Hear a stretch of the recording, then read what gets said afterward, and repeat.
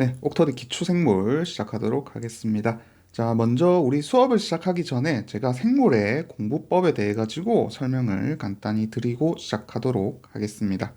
자, 우리 생물이라는 거는 공부를 함에 있어 가지고 암기형 과목이에요. 암기형 과목인데 이런 암기형 과목을 공부하는 방법이 두 가지가 있습니다. 자, 처음에는 그냥 이렇게 칸을 채우는 거를 암기라고 할게요. 자, 이 암기가 있을 때 여기서부터 쭉 이렇게 하나하나 다 채워가는 방법이 있고요. 시작부터 해가지고 이렇게 전체를 채워가는 방법이 있습니다. 자, 이런 방법이 하나가 있을 거고, 자, 두 번째 방법은 뭐가 있냐면은 이거를 그냥 이렇게 대충 칠하는 거예요. 대충 이렇게 한번 쭉 훑어보고, 또 여기도 이렇게 대충 한번 칠해보고, 자, 그러면은 이런 빈 공간들이 나오죠. 이런 공간들을 나중에 다시 이렇게 막 칠하는 겁니다. 여기는 처음부터 끝까지 이렇게 착착착착 칠해가고, 이걸 한번 다 칠하면은 다시 또 처음부터 칠하고, 이런 방법이 있고요. 자, 이렇게 대충 칸을 채우는 방법이 있습니다. 자, 제가 이런 암기법을 둘 다 해봤습니다. 둘 다 해봤는데 더 효율적인 게 뭐였냐면은 2번. 요게 훨씬 더 효율적이었어요. 그래서 제 강의는 지금 기초, 그리고 기본, 그냥 같은 겁니다. 기초, 기본 강의, 그 다음에 심화 강의, 그 다음에 전공 강의. 이렇게 크게 세 가지로 나누게 되고요. 자, 이랬을 때 기초 강의에서는 뭘 하느냐. 자, 이렇게 도화지가 있을 때 이 도화지에 대충 빗금을 끊는 작업을 합니다. 그래서 이 강의는 제가 무료로 공개를 하고요. 이 강의에서 뭐 대단한 걸 바라시면 안 됩니다. 자, 그 다음 심화 강의가 있는데 심화 강의는 여기에 이제 막 이렇게 칠하는 단계죠.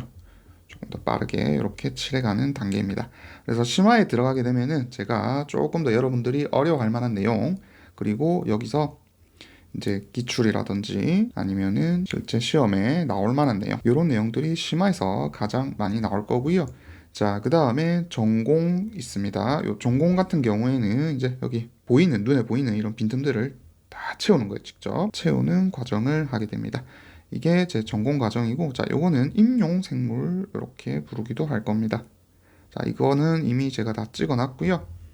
자, 강의를 들으실 때 요 기초 강의 같은 경우에는 대체로 한 3월에서 한 5월 정도, 두 달 정도 거리로 생각을 하시면 되겠고, 심화랑 전공은 따로 들어도 되지만 같이 듣는 걸 추천을 합니다. 자, 이렇게 비금을 막 칠한 다음에 색칠을 같이 해주세요. 그래야 훨씬 효과가 좋아요. 그러니까 즉 심화를 한 단원 들었다 그러면은 전공 임용생물도 한 단원 같이 듣고, 이런 식으로 단원별로 따라서 쭉 이어오시기를 권장을 드리고 있습니다. 자, 그리고 제가 지금 도화지에 그림을 그리는 걸로 설명을 드리긴 했지만, 자, 이게 원래 사실 어떤 공부법이냐면은 T자형 공부법이라. 그래서 지금 요 기초 강의로, 지금 제가 찍고 있는 요 기초 강의로 이렇게 큰 선을 하나, 맥락을 잡은 다음에 여기서 이런 식으로 어디서 어떻게 빠지는지 요 정도만 딱 잡고 가면 됩니다. 이게 기초 기본 강의예요. 자, 그 다음 심화 강의에서는 여기서 이제 디테일한 선들을 이렇게 잡아가는 거죠. 그리고 전공에서는 다시 이런 식으로 더욱더 심화적인 내용들을 잡아가겠죠. 자, 그런데 우리 편입에서는 이 부분이 가장 많이 나올 겁니다. 이런 디테일을 가장 많이 물어볼 수밖에 없어요. 자, 학교별로 조금 다르긴 합니다. 요 기초 강의 같은 경우에도 일부 학교에서는 이것만 들어도 시험 문제를 풀 수 있는 수준으로 나와요. 나오긴 하는데 면접이 있죠. 자, 면접에서 생물을 내는 학교들이 조금 쉽게 나옵니다. 즉, 다른 전공과, 즉 생명공학이라든지 뭐 화학 이런 데랑 시험을 같이 공통적으로 출제하는 데는 메디컬 수준에 비해 가지고 훨씬 더 시험 문제는 조금 난이도가 낮게 나옵니다. 하지만은 훨씬 더 깊이 있는 질문을 면접에서 여러분들께 물어보게 되죠. 자, 그게 요 부분일 겁니다. 그래서 결국은 요것만으로는 해결이 안 됩니다. 합격이 힘들어요. 요거는 알고 있으세요. 자, 그러면은 대충 제 커리큘럼에 대해서 설명을 드렸고요. 이게 3, 5월이었으면은 심화와 전공 같은 경우는 이 이후 5월 중순인 한 6월부터 해가지고 대략 한 11월까지 쭉 이어가지고 들으시면 됩니다. 아마 12월 중순까지 갈 수도 있어요. 왜냐면 12월 말에 시험이 있기 때문에 뭐 빨리 들으면 좋긴 한데, 자, 중요한 거는 빨리 듣는 게 아닙니다. 빨리 듣는 게 아니라 우리 기억이라는 거는 결국은 망각을 하게 돼 있어요. 그래서 여러분들이 처음에 이제 강의를 들을 때 실수를 하는 게 뭐냐면은 빨리 진도를 내가 쫙쫙 뺀 다음에 다시 돌아가가지고 처음부터 복습을 해야겠다, 요 생각을 해가지고 빨리 진도를 빼죠. 자, 진도를 빼고 나면 기분은 좋습니다. 왜냐, 한번 다 들었기 때문에 아, 이제 이래도 겠다, 이런 식으로 말씀을 하죠. 자, 하지만 이렇게 공부하는 거 아니에요. 생물은 이렇게 하는 게 아니라, 화학 유기는 뭐 이렇게 해도 됩니다. 이렇게 해도 되는데 생물은 이렇게 하는 게 아니에요. 생물 어떻게 해야 되냐,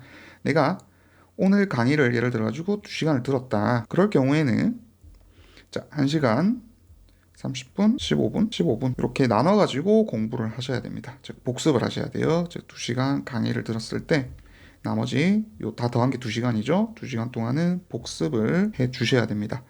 자, 그래서 어떤 식으로 하느냐. 처음에 2시간 강의를 듣고 나면요. 1시간은 요 강의에 대해서 지금 들은 요 강의에 대해서 복습을 하세요.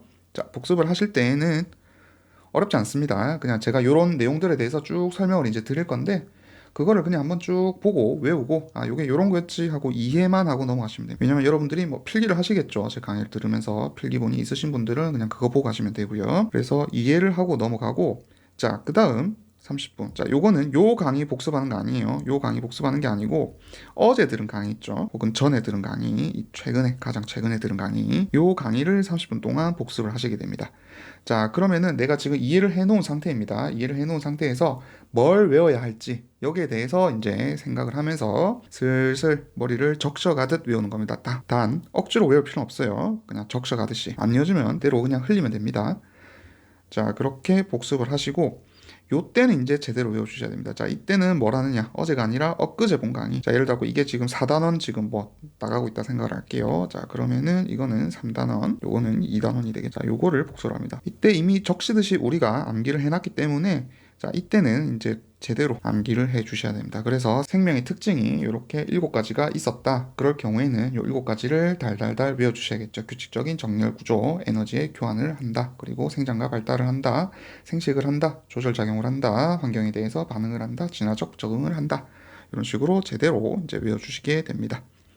자, 그리고 요 마지막 15분 동안은 이제 아시겠죠? 일단은 요거를 외웠던 거를 내가 이제 스스로 한번 테스트를 해보는 거죠. 얘들을 쫙 가린 상태로 생명의 특징이 뭐가 있었지 하고 7개를 머릿속으로 떠올려보는 옆에 글씨로 적어도 상관없어요. 적으면서 백지복습을 하든지 스스로 테스트를 하든지 하는 식으로 해주세요. 자, 그리고 뭐 유료 강의 듣는 분들은 제가 이제 객관식 문제를 한 30개 정도 25개에서 많게는 40개까지 평균적으로 한 30개 정도 매 단원이 끝날 때마다 드릴 건데 그거 꼭 풀어보시고요. 객관식입니다. 자, 중요한 거는 객관식 문제를 푸는 거랑요. 방금 제가 말씀드린 요 복습하는 거 가린 상태로 이렇게 외우는 거. 요거는 다른 내용입니다. 요거는 그냥 단순히 문제가 어떤 식으로 내가 외운 것들이 어떤 식으로 나오는지 확인하는 테스트고요. 지금 제일 중요한 거는 이런 식으로 머릿속으로 외워가지고 확실하게 말로 생명의 특징 7가지를 말해보시오 하면은 요거를 앞글자를 뭐 따가지고 외우든 아니면은 뭐 외울 수 있으신 분들은 끝대로 외우시든 통째로 어쨌든 외워가지고 말로 할 수 있어야 됩니다. 그게 가장 중요한 암기 복수법의 핵심입니다. 자, 그러면은 생물 공부법은 요 정도 설명을 드리고 이제 진짜로 생물 공부 시작하도록 하겠습니다. 1장 생물학과 그 주제들 이제 먼저 한번 보도록 하겠습니다. 자, 그래서 요 번호는 제가 어떻게 매길 거냐면요. 가장 큰 거 이렇게 일반적인 숫자 1에다가 점 이런 숫자가 하나 있을 거고요. 그 다음에 가로가 이런 식으로 하나만 매겨진 거, 그 다음에 2개가 매겨진 거, 그 다음에 원기호, 자, 그 다음에 기억, 니은 이런 식으로 번호가 매겨질 겁니다. 자, 이 번호의 흐름을 여러분들 잘 알고 있어야 됩니다. 그래야 헷갈리지 않아요. 그리고 중간에는 제가 만약에 없을 경우에는 이런 거 무조건 쓰지 않고 이런 식으로 뺄 수도 있습니다. 여기 원래 1이 있어야 되는데 그런 거 그냥 제목이 필요가 없기 때문에 뺀 거죠. 이런 식으로 어떤 게 가장 큰 번호 기준이고 어떤 게 가장 작은 번호 기준인지 나중에 가, 나 여기까지 나올 건데 요거는 이제 보면서 여러분들이 조금 파악을 하도록 하세요. 자, 그러면 시작하겠습니다. 자, 우선 우리 생물학을 배우기 위해서는 생명체에 대해서 배우게 되죠. 그래서 이 생명의 특징에 대해서 먼저 알아야 됩니다. 그리고 요 강의 같은 경우에는 여러분들 제가 캠벨 기준으로 설명을 드리는 겁니다. 그래서 내용이 일반적인 생물학 상식과 조금 다를 수도 있어요. 여러분들이 전공생물을 배웠다면은. 하지만은 그냥 요 수준에서 설명을 하는 거기 때문에 제가 나중에 뒤에서 말을 바꿀 수도 있습니다. 자, 그런 거는 뒤에서 나중에 앞에서는 이렇게 했지만은 지금은 다르다라고 말을 할 거고요. 어쨌든 지금은 캠벨, 즉 일반 생물 수준에서 가르치는 거니까 일단은 이렇게 암기를 하시면 되겠습니다. 이게 또 학교마다 달라서 그래요. 어떤 학교 같은 경우에는 요거를 맞다라고 인정을 하고 풀어야 되는 학교들이 있고요. 그 다음에 전공 생물을 기준으로 생각을 해가지고 풀어야 되는 학교들이 있습니다. 그런 게 좀 달라서 일단은 요걸로 먼저 설명을 드릴 거예요. 자, 그러면 생명의 특징 진짜로 보도록 하겠습니다. 그래서 생명은 우리 어떤 특징이냐면은 아까 잠깐 봤지만은 이런 7가지 특징을 가지고 있습니다. 그래서 하나하나 설명을 좀 드릴게요. 자, 먼저 규칙적인 정렬입니다. 예를 들어 가지고 우리 꽃을 봅시다. 꽃을 보면은 이런 식으로 꽃이 생겼는데, 자, 해바라기 칩시다. 그럼 이런 식으로 규칙적인 패턴을 가지고 있죠. 일반적으로 자연계에서 이런 패턴을 가지기는 힘듭니다. 자, 뭐 꽃도 이렇게 있을 수 있고요. 뭐 아니면 나비 같은 것도 보시면은 그런 어떤 패턴 무늬들을 똑같이 대칭 형태로 가지고 있죠. 그래서 우리 데칼코마니 어릴 때 배우면서 이렇게 종이를 접었다 펴면은 똑같은 양쪽에 무늬가 있는 거를 미술 시간에 실습해 본 경험이 있을 겁니다. 그래서 생명체의 특징인데, 이런 특징이 일반적인 자연계에서 나타나기가 쉽지가 않은 게 엔트로피 때문이에요. 그래서 자연 전체를 고립계로 보면은 이 엔트로피는 원래 증가하는 방향으로 가게 됩니다. 하지만은 생물은 열린 계죠. 그래가지고 외부 에너지를 이용을 해가지고 내부 구조를 이런 식으로 조직화할 수가 있어요. 세포 안쪽에 모든 거를 밀어넣는다든지, 아니면은 단백질들을, 원래 단백질들이 이렇게 막 펴 있는데 얘들을 자기 마음대로 모양을 이렇게 이쁘게 접히도록 만들어 준다든지, 아니면은 세포가 있으면은 또 세포 안에 핵을 만들어 가지고 그 안에 또 다른 우리가 필요로 하는 물질들, 이런 것들을 모아, 나중에 설명할 거지만 DNA가 되겠죠. DNA를 염색체 형태로 몰아넣는다든지, 이런 과정을 모두 에너지를 이용해 가지고 국소적으로 엔트로피가 막 증가해 가지고 무질서도가 일어나려는 거를 억제를 하거나 감소시키는 게 생명의 특징입니다.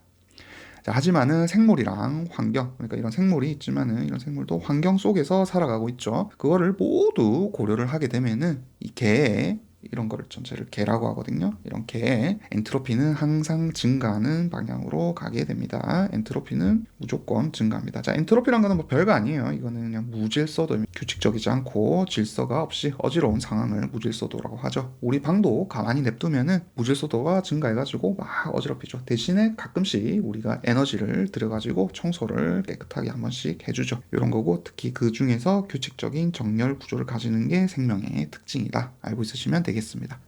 자, 두 번째로 에너지 교환입니다. 자, 에너지라는 말을 아까 제가 규칙적 정렬에도 한번 썼죠. 그래서 생물은 계속 열린 개라고 말씀을 드립니다. 그러다 보니까 외부로부터 에너지들을 받아들일 수가 있습니다. 그래가지고 내부에서 이거를 대사를 하죠. 식물 같은 경우에는 광합성을 해요. 그래서 이거를 에너지를 다른 에너지로 변환을 할 수가 있습니다. 그래서 광합성 생물 같은 경우에는 밖에서 빛 에너지를 HV라고 쓰거든요. 이런 빛 에너지를 화학적 에너지로 저장을 할 수, 우리 ATP라고 하는, 자, 이름만 들어두세요. 나중에 다 설명을 할 겁니다. 에너지 형태로 저장을 할 수가 있고, 자, 뭐 이런 나비 같은 경우에는 종속 영양 생물이라고 부릅니다. 나중에 다 설명할 거예요. 이렇게 부르는데, 자, 종속, 다른 거에 속해가지고 영양을 획득하는 생물이다, 이런 뜻이에요. 어쨌든 이런 애들 같은 경우에는 어떤 유기물, 즉, 요 식물에서 이제 뭐 꿀을 먹는다 해가지고 다른 생물에서 어떤 유기물을 가져와가지고 이거를 화학 에너지를 이용해가지고 ATP 형태로 전환을 하게 되죠. 자, 이래서 이런 에너지의 흐름은 이 질서를 유지하고 생명 활동을 또 지속적으로 가능하게 하긴 하는데, 결론은 어떻게 되느냐? 자, 열 형태로 발산을 하게 됩니다. 그래가지고 다시 주위에 열 발산을 하니까 이 주변 환경의 엔트로피는 증가를 하게 되겠죠. 열을 받아가지고 엔트로피는 증가를 하게 됩니다. 자, 지금 하는 말 무슨 말인지 모르겠으면은 그냥 무시해도 됩니다. 이거 화학이랑 관련이 있어가지고 여러분들이 이해가 안 될 수는 있어요. 자, 시작부터 제가 좀 어렵게 설명하는 느낌이 있긴 한데 중요한 내용은 아닙니다. 중요한 거는 요거예요. 옆에 규칙적인 정렬을 한다, 에너지를 교환한다, 이런 게 중요한 거지. 요거는 그냥 제가 부가적인 설명일 뿐입니다. 자, 그 다음 생장과 발달 봅시다. 자, 이거는 뭐 당연한 거죠. 우리 생명체들은 어릴 때 이제 태어나게 됩니다. 혹은 세포 형태로 이렇게 만들어지게 되죠. 수정을 거쳐가지고 세포 형태로 만들어지게 되면은 얘들이 이제 분할을 하게 되죠. 세포 분열을 해가지고 크기가 커지게 됩니다. 그리고 분열을 하니까 세포의 수가 늘어나요. 이렇게 커지는 거를 이제 생장, 이렇게 표현을 하게 되고요. 자, 발달이라는 거는 여기서 이제 개구리가 뒷다리가 쏙 나오게 되고 앞다리가 쏙 나오게 되고, 뭐 원래 꼬리가 있던 꼬리가 없어지게 되면서 다른 형태로 발달하게 되죠. 이런 거를 이제 발달이다 표현을 하게 됩니다. 뭐 어려운 말 아닙니다.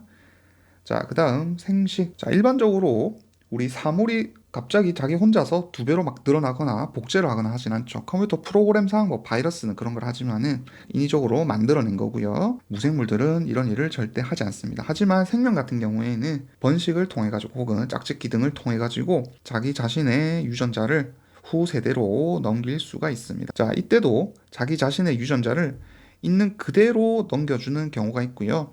아까도 말했지만은 수정을 통해 가지고 자기 유전자를 절반만 넘겨주는 경우도 있습니다. 이거는 뒤에서 설명을 할 겁니다. 그래서 어쨌든 생식을 하는 게 생명의 특징이다. 이게 중요한 겁니다. 제가 적어놓은 것들. 그래서 자기 자신이 스스로 그냥 그대로 유전자를 후세대로 넘기는 거. 자, 이런 거를 보통 무성생식 이렇게 부르고요. 반면에 짝짓기 등을 통해 가지고 수정으로 자기의 유전자의 일부를 넘기는 거를 보통 유성생식 이렇게 부릅니다. 그래서 이 과정은 모두 진행이 되기 전에 이 생명체에서 DNA의 복제가 필요하게 돼요.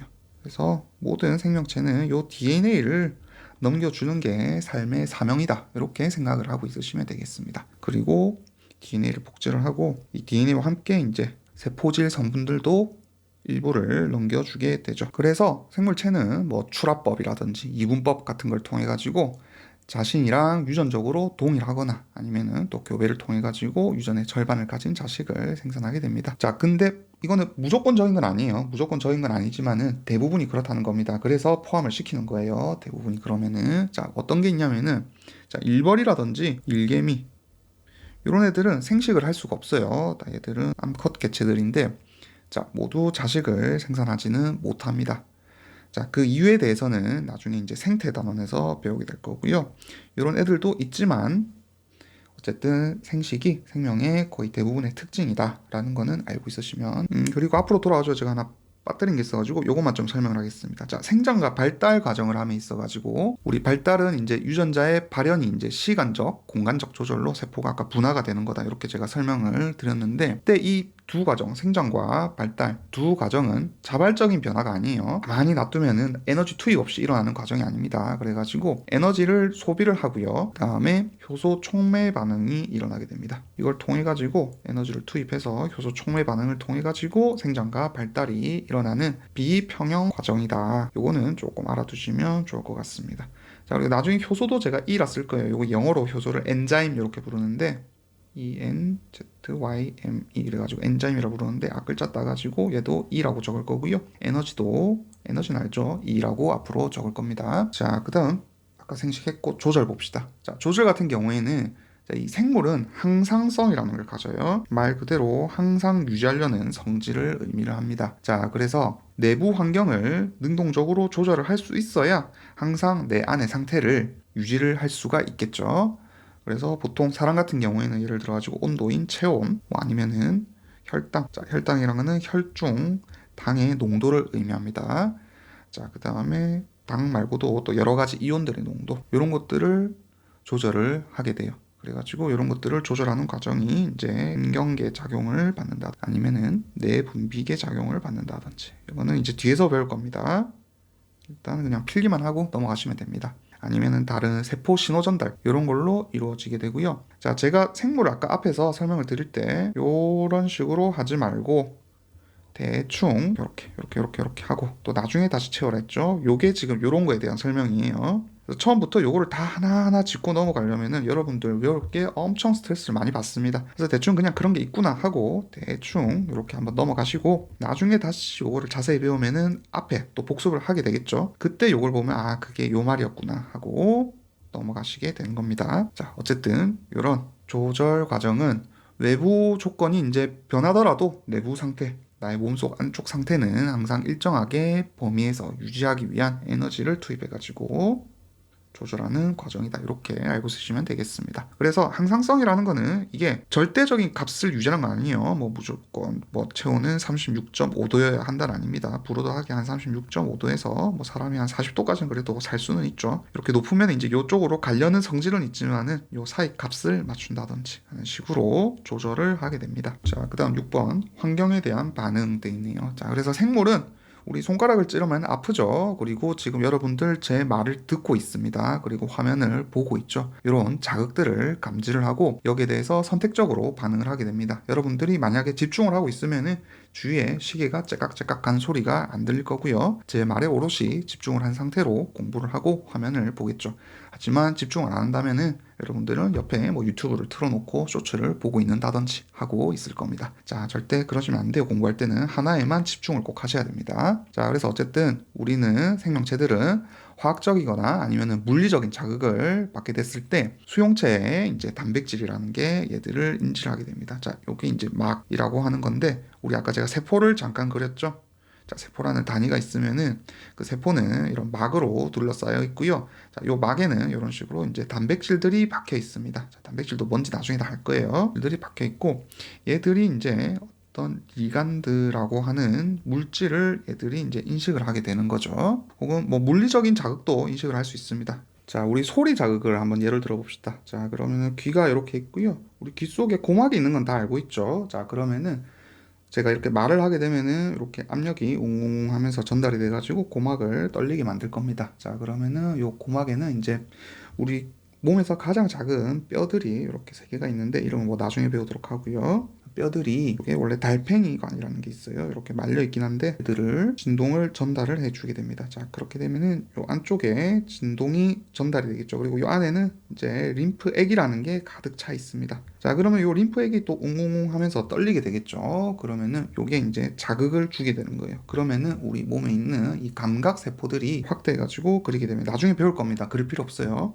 지금 이런 게 있구나 하고 보시면 됩니다. 이렇게 인식을 하는 세포들이 있는데 떨림에 따라 가지고 얘들이 이렇게 휘기도 하고요. 이쪽으로 휘기도 하겠죠. 자, 그러면서 여기 이제 얘들이 휨에 따라 가지고 이쪽으로 휘면은 열리게 되고 이쪽으로 휘게 되면은 닫히게 되는데 어쨌든 이온들이 들어오게 되고 그걸 통해 가지고 신경을 전달해 가지고 소리 인식을 할 수 있도록 도와주게 됩니다. 이런 식으로 어쨌든 물리적 자극을 우리 몸이 받을 수가 있어요. 그래서 이런 신호 전달을 받게 되면은 얘들이 결국은 우리 어떤 행동 변화라든지 아니면은 생리적 반응으로 이어지도록 도와주겠죠. 자, 이 과정은 무작위적 반응이 아니라 어떤 정보 처리랑 에너지를 동반하는 과정이 되게 되겠습니다. 자, 그 다음 7번 진화적 적응 한번 봅시다.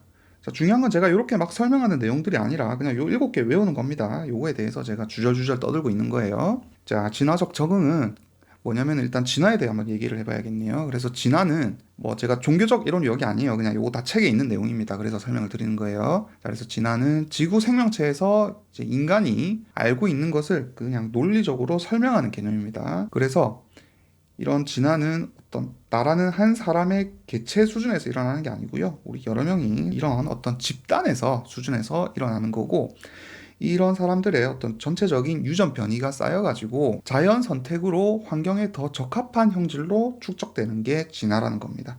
가지고 누군가는 예를 들어 가지고 검은 피부를 가지고 있을 거고 누구는 흰 피부를 가지고 있을 거고 또 누구는 검은 피부를 가지고 있을 거고 이렇게 쌓였을 때 환경적으로 만약에 햇빛이 되게 진한 환경이다. 자, 그러면은 흰 피부는 타기가 더 쉽겠죠. 그러면은 대체적으로 검은 피부가 이 집단에서 훨씬 더 많아질 겁니다. 그리고 흰 피부는 뭐 피부암이라든지 이런 게 걸려가지고 얘들이 쉽게 죽을 수가 있겠죠. 그냥 대체적인 그냥 예시입니다. 뭐 동물로 예를 들면은 뭐 아니면은 흰 토끼와 검은 토끼가 있는데 기후가 원래는 따뜻했어요. 따뜻해가지고 자, 녹색 풀이 있고 이런 그늘에서 살 수 있는 검은 토끼들이 천적들의 눈에 덜 띄겠죠. 그래가지고 얘들이 더 우세했을 겁니다. 자, 그런데 만약에 기후가 변해가지고 눈이 많이 오게 되었다. 자, 그러면은 눈이 하얗죠. 하얗게 되면은 검은 토끼는 훨씬 더 눈에 잘 띌 겁니다. 그러면 오히려 반대로 흰 토끼가 훨씬 더 우세해질 거죠. 그래서 자연 선택을 통해 가지고 환경에 더 적합한 형질들이 축적되는 과정 이거를 그냥 진화라고 합니다. 그래서 검은 토끼에서 또 흰 토끼가 나올 수 있죠. 자, 이런 거는 이제 돌연변이라고 하는 거죠. 나오면 안 되는 애들이 자, 돌연변이도 나중에 배울 거예요. 왜 나타나는지. 이런 돌연변이는 무작위적이지만은 이런 적응은 환경이랑 계속 상호작용을 해가지고 비무작위적으로 관찰이 되게 되죠. 자, 그래서 이런 일들이 일어나려면은 생명 현상이 관찰되려면은 장기적인 어떤 시간 규모에서 나타나는 특징이 되겠습니다. 그래서 엄청 이런 시간이 길다 보니까 이런 거는 대체로 이제 화석 기록을 통해 가지고 관찰을 할 수가 있겠죠. 자, 하지만 이런 다양성과 함께 형태의 어떤 통일성도 나타나게 돼요. 자, 예를 들어 가지고 우리 해마는 물고기입니다. 해마, 그 다음에 산토끼, 뭐 벌새, 기린 이렇게 있다 칩시다. 그럼 얘들은 모양이 완전히 다르죠. 모양이 완전히 다르게 생겼는데, 근데 잘 뜯어보면은 얘들도 머리, 몸통, 사진은 다 가지고 있습니다. 자, 그렇기 때문에 기본적인 형태는 비슷하게 구성이 돼요. 자, 그래서 이런 다양한 생물들은 현재 한 180만 종 정도 이름을 가지고 있습니다. 그래서 밝혀진 게 한 180만 종 정도가 있고 얘들을 이름을 다 지어주는데 앞에는 속명에는 종소명 그리고 학명을 다 지어주게 되죠. 이런 학명을 가진 애들이 한 180만 종 정도 된다. 이렇게 알고 있으시면 되겠습니다. 그럼 조금만 더 구체적으로 알려드리면은 자, 우리 곰팡이 있죠, 곰팡이. 그런 애들을 다 균류 이렇게 말하는데 이런 애들은 한 10만 종. 그다음에 식물들 이런 애들은 한 29만 종. 안 내도 돼요. 그냥 요 정도 규모가 지금 알고 있구나 이렇게 보시면 됩니다. 그 다음에 곤충은 한 100만 종. 그 다음에 척추 동물들은 한 5만 7천 종 정도. 몰라도 돼요. 그냥 감만 잡아라고 말씀드리는 겁니다. 그리고 얘들보다 훨씬 많은 게 이제 미생물입니다. 그래갖고 미생물까지 포함하면은 대충 한 1000만에서 1억 종 정도 있다라고 추산을 하고 있어요. 우리 생물체는 1000만에서 한 1억 종 정도 될 것 같다라고 추산을 하고 있습니다. 자, 그리고 이런 생물들은 그래도 유사성을 어느 정도 가지고 있죠. 얘들 완전히 다르게 생겼죠. 하지만은 뭐 산토끼와 다람쥐, 기린과 뭐 사슴 이런 식으로 어느 정도 근연관계 유사한 모양을 가지고 있다든지 이런 공통된 특징을 가지고 있으면은 우리 생물학자들은 얘들을 분류해가지고 다시 막 평가하기도 해요. 그리고 이런 분류했던 거를 또 재평가해가지고 아 얘랑 좀 다른 것 같은데 이런 식으로 평가하기도 합니다. 그래가지고 예전에는 뭐 이런 식으로 이제 뭐 구조라든지 아니면은 뭐 형태 이런 식으로 분류를 했는데 지금은 얘들은 이제 DNA에 나중에 배울 거예요. 염기 서열에 있습니다. 이런 거를 이제 분자 생물학이라고 하거든요. 그런 특징을 통해 가지고 또 나누기도 하고, 그다음에 지금은 크게 이제 세균, 요건 외우세요. 고세균, 그다음에 진핵 생물. 이렇게 가장 크게 요 세 개로는 일단 분류를 하고 있습니다. 자, 그래서 세균 같은 경우에는 박테리아라고 하는데 이제 가장 다양해요. 아까도 말했지만. 그리고 원핵 생물입니다. 그래서 얘들은 진핵, 진짜 핵을 가지고 있지만은 세균들은 원핵 생물이기 때문에 핵이 없어요. 자, 핵이라는 거는 세포를 뜯어보게 되면은 그 안쪽에 이렇게 그냥 뭔가 모여 있는 게 관찰이 돼요. 그냥 핵. 우리 그냥 뭔가 집중해서 볼 수 있는 이런 부분은 그냥 핵이라고 하는데 이런 게 관찰이 되지 않는다. 이렇게 알고 쓰시면 되겠습니다. 나중에 더 자세히 설명을 드릴 거예요. 그래서 세균 같은 경우에도 다시 뭐 여러 개로 또 나눠지긴 하는데 여러분들이 뭐 그것까지 알 필요는 없고요. 자, 그 다음에 이거 오해하시면 안 되는 게 자, 핵이 없는 거지 DNA가 없는 건 아닙니다. 자, 이거 오해하시면 안 돼요. 유전 물질은 있습니다. 이런 특징을 가지고 있습니다. 자, 그 다음에 이런 고세균이 있는데 자, 고세균 아마 처음 들어보신 분들도 있을 거예요. 자, 얘들도 몇 개 개를 포함하고 그냥 영어로는 알케아 뭐 이렇게 부르기도 합니다. 자, 영어 정도는 조금 알아두세요. 알케아 세균은 아까 박테리아라고 했죠. 그래서 자, 원핵생물들인데 얘들도 원핵생물인데 극단적인 환경에서 살아가는 좀 특이한 애들이 있어요. 그래갖고 온도가 엄청 높다든지 온천 같은 곳 아니면은 염분이 엄청 진한 곳 이런 곳에서 살 수 있는 애들이 있습니다. 이런 애들을 고세균이라 하고 자, 참고로 고세균이 이름이 세균이 있지만 근연관계는 진핵생물과 훨씬 더 가깝습니다. 자, 요거는 일단 알아두시고요. 자, 그 다음에 진핵생물은 유캐리오트라고 부르거든요. 유캐리오트라고 부르는데 자, 요 안에 다시 나눠지는 게 아까 앞에서 말씀드린 식물이라든지 아니면은 곰팡이 같은 균계, 식물계, 균계, 그 다음에 동물계 이렇게 나눠지고 옛날에는 일부 뭐 원생생물들을 포함을 하게 돼 있습니다. 자, 요거는 분류는 계속 기준이 나눠요. 이거는 나중에 식생 분진할 때 다시 이야기해 보도록 합시다. 그래서 육상식물 같은 경우에는 이제 광합성을 해요. 광합성을 하는 애들을 식물계라 하고 다세포입니다. 다세포라 가지고 빛 에너지를 이용해서 물질을 합성을 해가지고 이런 에너지들을 저장을 하기도 하고 또 아까 ATP라고 하는 화학 에너지로 바꿀 수도 있습니다. 자, 그 다음에 균계라고 하는데 얘들은 이제 주변 환경에서 영양분을 흡수를 하죠. 우리 음식을 놔두게 되면은 그 음식에 이제 곰팡이들이 이렇게 이쁘게 피어오르죠. 자, 이런 애들은 이런 영양을 흡수를 해가지고 썩게 만듭니다.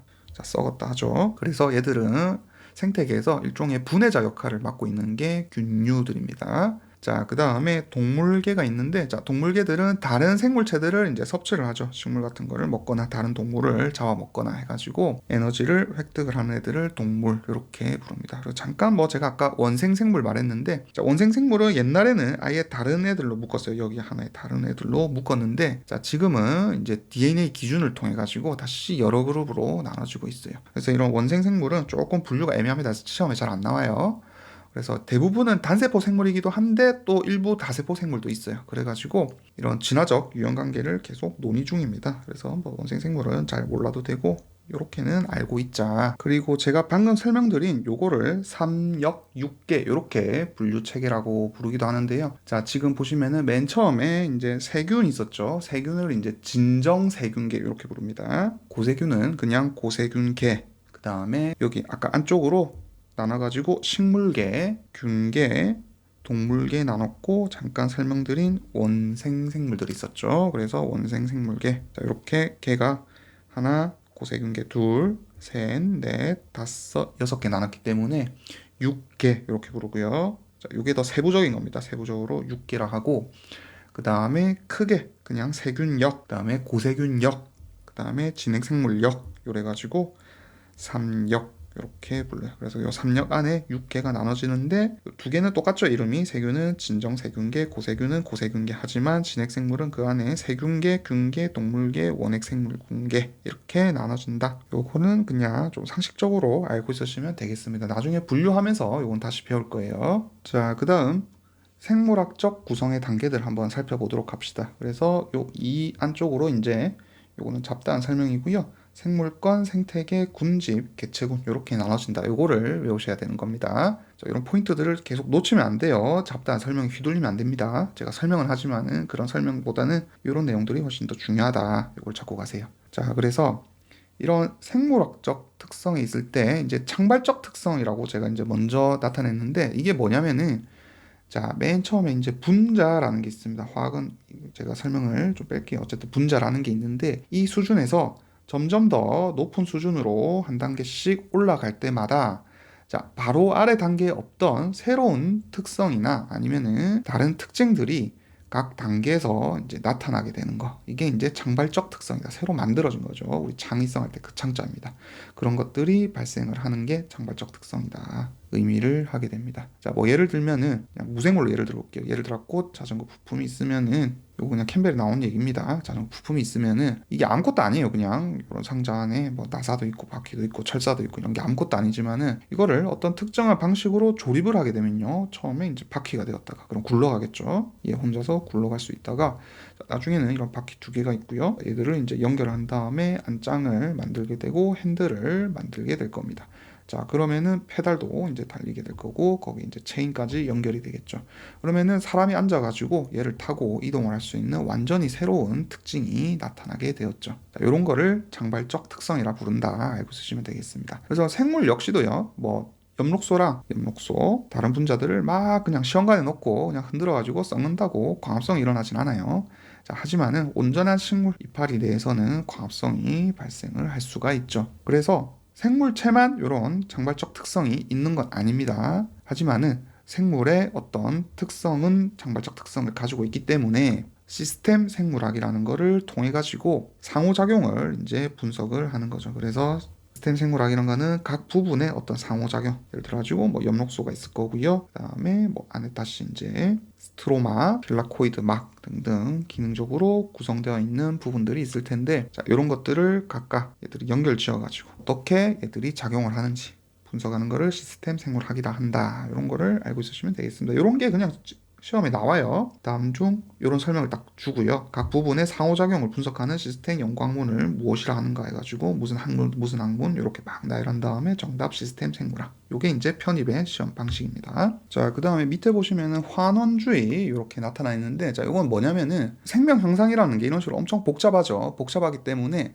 이거를 다시 거꾸로 밑으로 내려가면서 더 작은 구성 요소로 분해가지고 설명을 하려는 연구 관점을 환원주의적 연구 관점이다. 이렇게 설명을 해요. 자, 그래서 어떤 되게 복잡한 생태계 혹은 생물체 내에서 나타나는 새로운 성질, 뭐 예를 들면 아까 말한 항상성, 아니면 어떤 발생 과정 중에서 패턴이 만들어진다. 자, 이런 것들은 단순히 어떤 부분의 합으로 설명할 수가 없습니다. 엽록소를 썩는다고 광합성이 일어나지 않듯이. 그래서 이런 경우는 이제 이런 환원주의만으로는 설명이 부족할 수 있죠. 쪼개가지고는 더 이상 설명이 안 되죠. 그래서 이거는 환원주의 자체가 오류가 있는 건 아니고 그냥 적용 범위 자체가 줄어들었기 때문에 커지면서 나타나게 되는 이런 장발적 특성을 나타낼 수 없는 것이다. 뭐 이렇게 생각을 하시면 되겠습니다. 그래서 제가 뭐 구구절절 설명을 했지만 이게 PDF 받으신 분들은 그냥 제가 정리해 놓은 거 그것만 딱 외우시면 돼요. 사실 정리를 제가 뭐라고 적어놨냐면은 그냥 복잡한 생명 현상을 더 작은 구성 요소로 분해해서 설명하려는 연구 관점이다. 이렇게 적어놨습니다. 이런 식으로 외워주시면 되겠습니다. 자, 그 다음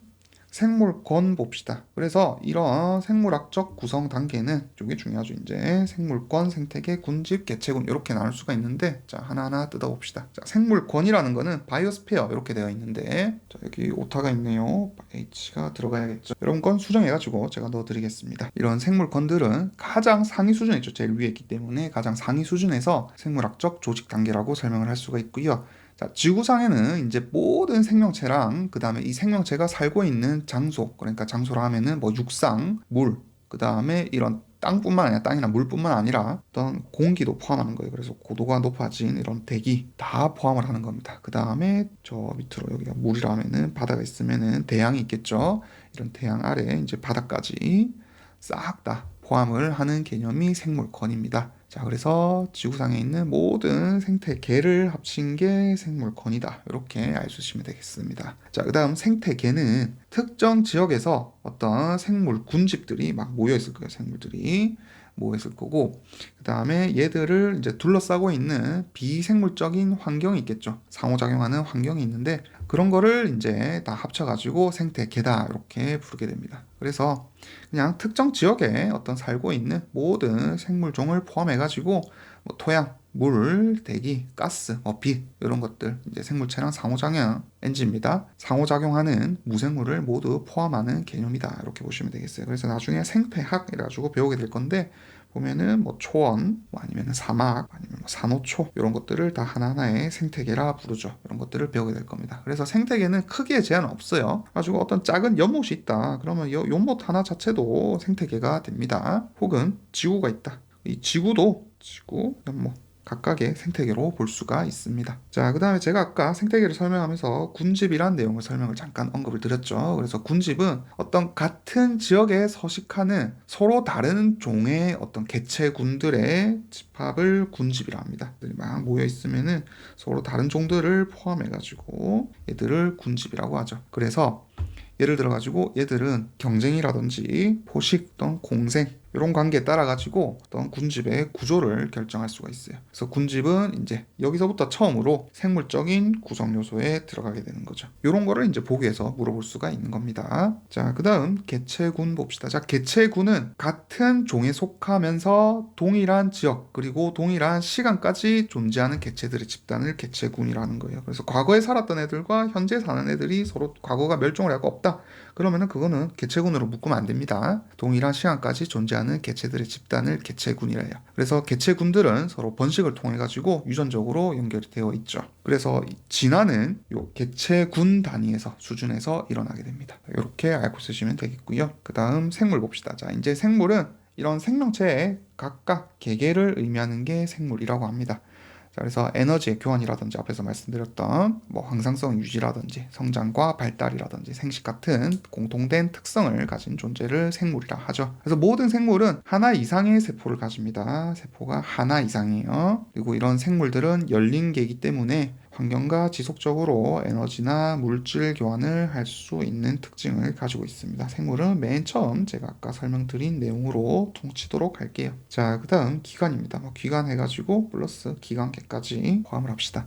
자, 그래서 기관은 어떤 여러 종류의 조직이 모여가지고 특정한 기능을 수행하는 구조를 기관이라 해요. 자, 그러니까 쉽게 얘기해가지고 심장 아니면은 뇌 이런 것들을 다 기관이라고 하는데 예를 들면은 뭐 심장 같은 경우에는 조직이라고 했죠. 그래서 근육 조직, 결합 조직, 신경 조직 이런 애들로 이제 구성이 되죠. 그래서 조직이라는 거는 나중에 배울 거지만은 신상결근 이래 가지고 외우면 됩니다. 신경 조직, 상피 조직, 결합 조직, 근육 조직을 의미해요. 자, 어쨌든 이런 애들이 뭉쳐가지고 기관을 만들게 됩니다. 그래서 이런 기관은 개체 수준에서 봤을 때 얘들이 이제 기능을 수행할 수 있는 단위, 심장은 두근두근 대면서 혈액을 온몸으로 공급하는 역할, 뭐 뇌 같은 경우에는 여러 가지 신경계를 다 조절을 하고 통합하는 역할을 하게 되는 거죠. 그리고 이제 동물 같은 경우에는 이런 기관들이 이제 특별한 기능을 수행하도록 조직돼 가지고 기관계를 형성하기도 합니다. 그래서 우리는 나중에 이제 생리학이라는 거를 뒤에 배울 건데, 자, 요 생리학은 이런 기관계를 중심으로 해가지고 배우는 학문이에요. 예를 들어서 뭐 배설을 하는 작용을 모인 기관들이 모여 있는 배설계, 아니면은 우리 음식물을 소화시키기 위해서 모인 어떤 기관들이 모여 있는 소화계, 아니면은 이런 심장과 같이 혈관을 포함해가지고 혈류를 돌리기 위한 혈관계 혹은 순환계, 이런 것들을 배우게 될 겁니다. 자, 그 다음 조직 봅시다. 자, 조직은 아까 제가 잠깐 말씀을 드렸지만 요 신상결근 네 가지가 종류가 있고요. 자, 요런 거는 이제 심화해서 배우는 거예요. 그래서 지금은 그냥 조직이 뭔지 이런 것만 보고 넘어가시면 됩니다. 그래서 조직은 구조랑 기능이 이제 유사한 세포들이 모여 있는 집합이다, 이렇게 설명을 하시면 돼요. 자, 참고로 지금 뭐 아시겠지만은 얘들이 지금 점점 좀 올라가는 겁니다. 자, 그래서 이런 조직 같은 경우에는 뭐 식물, 동물, 자, 모두 여러 종류의 조직으로 구성이 되어 있어가지고 이런 조직들이 모여가지고 기관을 이루게 된다. 뭐 이 정도만 알고 쓰시면 되겠습니다. 기본반은. 자, 그다음 세포. 자, 세포는 이제 이 생명의 구조적 혹은 기능을 하는 제일 기본 단위를 세포라고 하게 됩니다. 그래서 모든 생물의 생명 현상은 이 세포 수준에서 일어나게 되죠. 그래서 세포 생물학이라고 하는 학문도 있죠. 그래서 세포는 독립적으로 대사를 수행할 수 있는 최소 단위다, 알고 쓰시면 되겠고요. 그다음에 뭐 미생물, 효모. 자, 참고로 효모는 진핵생물입니다. 단세포이지만 진핵생물이에요. 이런 애들처럼 단세포 생물들도 있고, 그다음에 이런 세포들 간에 각각의 기능이 다른 거예요. 그래가지고 서로 분업을 하는 거죠. 세포들끼리. 사람 같은 경우에 다핵 세포도 있을 수 있습니다. 그래서 하나의 세포가 생명체를 이루면은 단세포 생물, 그 다음에 여러 분화된 세포들이 모여가지고 생명을 구성하게 되면은 다핵세포 생물, 이렇게 부르는 겁니다. 자, 그 다음 세포 소기관 봅시다. 자, 세포 소기관은 세포 내에서 특정한 기능을 담당하는 구조를 세포 소기관이라 해요. 아까 제가 세포를 그리면서 안에 뭐 핵도 그렸지만은 이거 말고도 여러 가지 소기관들이 있습니다. 자, 이런 식으로 소포체가 붙어 있을 수도 있고 골지체가 붙어 있을 수도 있고. 자, 지금 제가 뭐 웅얼웅얼 한다고 잘 안 들린다고 너무 신경 안 쓰셔도 됩니다. 뒤에서 다 배울 거예요. 그래서 이런 식으로 막으로 보통 구성이 돼 있어 가지고 여러 가지 특정 기능을 담당하는 구조가 있습니다. 자, 뭐 이거 말고도 뭐 미토콘드리아, 아니면은 뭐 리보솜, 아니면은 뭐 소포체, 이런 애들이 막 세포 소기관이라고 하죠. 그래서 이런, 특히 아까 진핵 생물 배웠죠. 그래서 진핵 생물들이 가지고 있는 세포를 진핵 세포라고 하는데, 자, 이런 진핵 세포는 이런 식으로 이제 막 구조를 가지고 있어요. 뭐 막은 뭔지 알죠? 얇은 피막 할 때 막, 이런 막들을 가지고 있습니다. 그래서 진핵세포는 이런 막이 있고요. 막으로 세포를 구성을 하고 그 안에 다른 막들이 또 다시 이런 세포 소기관을 구성을 하고 있다. 뭐 굳이 둘러싸이지 않은 애들도 있습니다. 하지만 이런 식으로 관찰이 된다라는 거를 알고 있으시면 되겠고, 자, 반면에 원핵세포 같은 경우에는 세포 자체는 막으로 둘러싸여 있습니다. 하지만은 그냥 이 안쪽을 세포질이라고 하거든요. 자, 둘 다 세포질이라고 하는데 이 안에는 그냥 DNA라든지 아니면은 그냥 단백질들이 둥둥 떠다니는 상태로 존재를 하고 있다, 이렇게 생각을 하시면 됩니다. 그래서 세포는 이런 식으로 막으로 공간을 만들어 놨고 그 안에 방을 또 구획해 놓은 게 진핵세포다, 이렇게 생각을 하시면 되겠습니다. 자, 그 다음 이런 세포 소기관은 이제 분자들로 구성이 되어 있죠. 몰레큘. 그래서 분자는 2개 이상의 원자가 이제 화학 결합으로 연결되어 있는 화학 단위예요. 그래가지고 물질의 성질을 유지하는 최소 단위를 분자다, 이렇게 생각을 하시면 되겠습니다. 그래서 생물학에서는 이제 분자는 단순한 어떤 구성 요소가 아닙니다. 그래가지고 직접적으로 기능을 작용하는 주체로도 의미를 해요, 분자는. 그래서 효소의 활성이라든지 아니면은 유전자 정보를 저장한다든지 혹은 신호를 전달한다든지 하는 어떤 생명 현상의 모든 기반이 되게 됩니다. 자, 그래서 분자 중에서 우리가 이제 중요하게 배울 거는 아까 말씀드린 단백질, 뭐 핵산, 그다음에 지질, 탄수화물, 요거는 다 배울 거예요, 나중에. 이런 생체 분자들은 특정한 입체 구조를 가지게 되고 그때 기능을 발현을 하게 되고, 이런 구조 형성에 다시 얘들을 만들 때 에너지가 투입이 되게 됩니다. 그리고 이런 에너지를 아까 잠깐 언급드린 ATP라고 합니다. ATP는 화폐 단위다, 이렇게 생각하시면 되겠어요. 뭔가를 하기 위해 우리 돈을 항상 지불하죠. 그런 에너지를 ATP라 부른다. 자, 이것도 뭐 구조가 있어요. 구조가 있는 분자입니다. 얘들도 나중에 배울 거고 일단은 그냥 이런 게 있구나 하고 계속 넘어가시면 됩니다. 자, 지금 제가 설명드리는 거 되게 편하게 들으시면 돼요. 설명을 주절주절 하고 있지만 엄청 편하게 들으시면 되는 내용들입니다. 어차피 다 뒤에서 다시 할 내용들이에요. 심화하면서 할 거고 우리 전공하면서 또 하게 될 내용들입니다. 그래서 이런 큰 흐름만 잡고 있으세요. 그래서 어쨌든 이런 분자 수준의 단위는 나중에 이제 상위 단계를 설명할 때 가장 근본적인 출발점이 되겠죠. 그래서 여기서 이제 끝나게 됩니다. 네, 그 다음 DNA와 유전 물질이라고 되어 있는 거 한번 보도록 합시다. 자, 요거는 제가 그냥 간단하게 설명을 하고 넘어갈 거고요. 이거는 왜냐면은 여러분들이 이제 분자의 구조를 보게 되려면은 원소도 알아야 되고 원소 기호도 알아야 되고 해서 지금은 그냥 간단하게만 설명을 하고 넘어가겠습니다. 자, 먼저 DNA라는 거는 뭐냐면은 제 사람 몸에 있을 때, 자, 아까 제가 핵이라는 거를 얘기를 드렸죠. 뭐 진핵생물이든 원핵생물이든 이렇게 DNA를 다 가지고 있고요. 진핵생물 같은 경우에는 핵 안에 있고 원핵생물 같은 경우에는 그냥 자기들끼리 이렇게 뭉쳐가지고 존재를 하게 됩니다. 핵은 없어요. 자, 이렇게 존재를 하게 되는데 요 그린 요 이중 나선 구조 얘들을 DNA 이렇게 부릅니다. 자, 그리고 이런 DNA는 단일 나선일 수도 있어요. 이중 나선일 수도 있고 하지만 대부분 더블 스트랜드 DNA입니다. 이중 나선 구조를 가지고 있습니다. 그래서 이런 식으로 두 개가 얽혀 있는 형태로 보통 그리게 되고요. 자, 얘들은 단위를 다시 하나하나 쪼개보게 되면은 자, 이런 분자라고 하는 애들이 붙어 있습니다. 서로 이렇게 공유 결합이라는 걸로 붙어 있는데, 자, 이런 건 뭔지 몰라도 돼요. 아직 제가 설명 안 드렸기 때문에. 어쨌든 얘들이 이렇게 서로 연결이 되어 있다라는 것 정도만 일단 알고 있으세요. 연결이 되어 있고, 자, 얘들은 지금 강한 결합으로 이렇게 붙어 있는 거고요. 한 줄 한 줄, 서로 두 줄이죠. 그래서 두 줄이 강한 결합으로 붙어 있고, 얘들이 지금 이렇게 그렸지만은 이런 식으로 이제 꼬여 있는 겁니다. 이런 식으로 이제 꼬여가지고 들이 이중 나선을 형성하게 돼요. 자, 그래서 이런 하나하나를 이제 분자 단위 이렇게 부르는데, 자, 이런 분자 단위는 DNA는 총 4종류가 있습니다. 그래서 A, C, G, T 이렇게 부르게 되고요.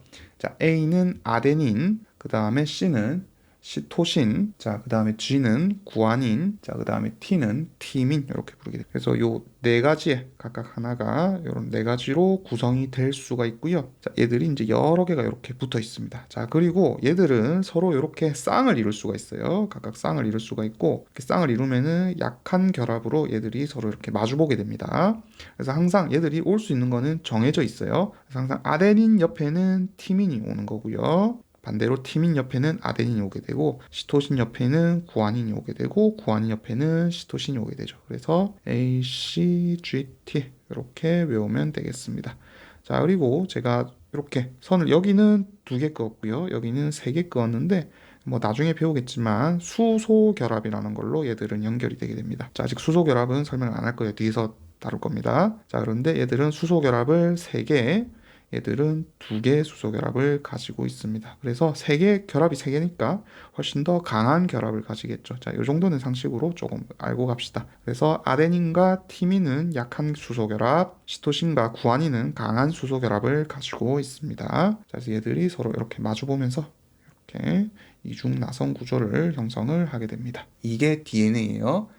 자, 그리고 얘들의 길이는 엄청 길어요. 뭐 길까지 지금은 외울 필요가 없지만 엄청 길다 정도는 알고 있어야 되겠고요. 그래서 이런 아데닌, 시토신, 구아닌, 티민 이런 애들을 뉴클레오티드라고 하고 염기라고 하기도 합니다. 염기. 그래서 구조는 뭐 나중에 한번 살펴보도록 하고 이런 염기들이 각각 쌍을 이루고 들어있고 얘들이 이제 서열이 이제 2의 4승 확률로 각각 들어가겠죠. 그럼 여기가 하나가 정해지면 여기는 어차피 따라오는 거니까 하나만 신경을 쓰면 되겠습니다. 여기 A가 오면은 여긴 당연히 T가 올 거고 여기 G가 오면은 C가 올 거고 하는 식으로 짝은 항상 정해져 있습니다. 자, 그래서 이런 서열들이 있게 되면요. 이런 서열을 우리는 이제 유전자라고 그래요. 유전자. 그래서 이런 서열들에 따라 가지고 얘들이 이제 암호화를 하고 있는 겁니다. 그래서 요 지금 A, C, G, T로 이루어진 요 행렬의 순서에 따라 가지고 유전자가 암호화되어 있는데 요거를 이제 번역을 하게 되는 거죠. 암호가 되어 있으니까 번역을 하게 되면은 단백질로 나타나게 됩니다.